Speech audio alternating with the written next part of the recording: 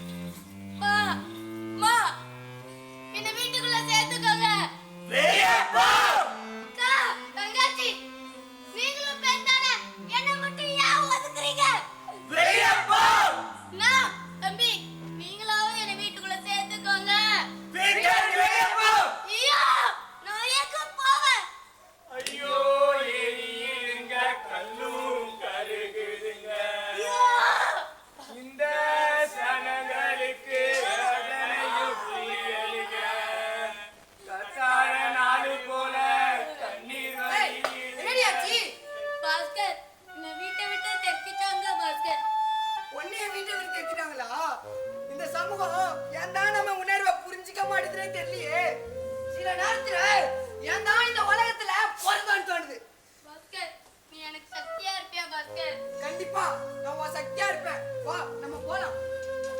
நல்ல செல்வ செழிப்பான குடும்பத்தில் பிறந்து வளர்ந்த அவள் அந்த